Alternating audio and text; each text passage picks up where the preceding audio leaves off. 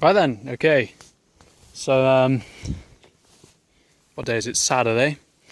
Up here on one of the green lanes around here. Decent view from up here, you know. Not bad at all. But anyway, here's the finish as far as I'm going to take it anyway. Big Bear project number 2. I haven't done a huge amount of work on this one. Turned out the clicky joints were nothing really. They were barely clicking at all. When it came down to it, all I did was take them all apart, clean them all up, re-grease them and put new boots on. And it barely makes a sound anymore. If you go around a corner at high speed on full lock, you'll hear them a little bit, but nowhere near as, you know, far better than you'd expect. And no one's ever going to notice that. I certainly wouldn't. So I'm happy with that. Obviously we covered that disgusting purple seat with some black fake leather material. It's not the best job in the world for me, just messing around with this great spray gluing staples. It's not terrible. I mean, unless you take the seat up you can see them, but there's a couple of little creases, but it's not too bad overall. I decided not to go ahead and paint all the racks properly on these. Obviously the previous guy had painted them in this sort of terrible black paint with little to no preparation. Look at that, he didn't even sand that bit down. Normally I'd sand them completely bare metal, respray them with primer and top coat and sometimes even lacquer.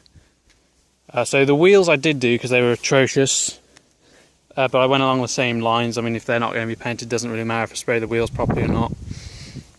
I just stripped most of the rust off them and did them in just silver hammerite, and they don't look great. They look a lot better than they did though. So it was no cheaper than doing it with spray, but it was a hell of a lot easier and less time consuming. It probably took me an hour and a half to do all 4 versus 2 hours a wheel spraying them properly.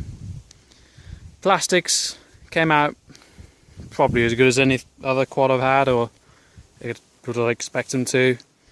Just using the standard auto glim plastic restore or whatever is bumper restore. Got decent tyres on this one. Yes, it still runs and drives great. It's a hell of a pull up there as well, and it did it no problem. So let's just start up and take it for a brief drive. I think I'll turn around first just to not annoy the neighbours further down.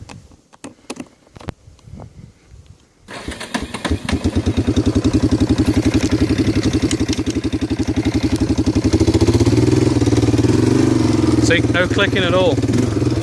Except from the slight valve tick, but that's not a problem.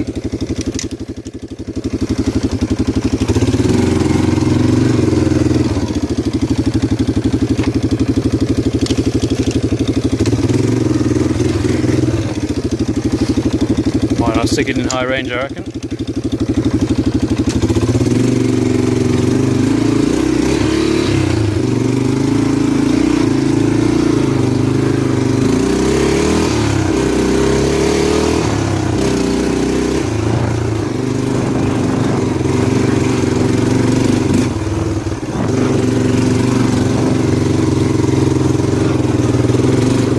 Quite scenic up here.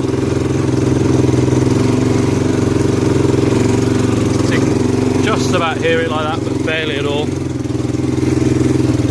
think it's the one on that far corner down there. Maybe I'll try putting some more grease in it.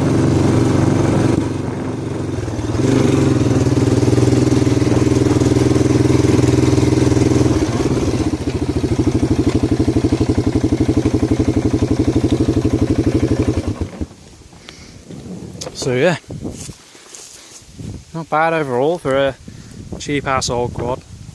But, stay tuned for more. I've got another Kodiak at the moment that I'm doing a hell of a lot of work on.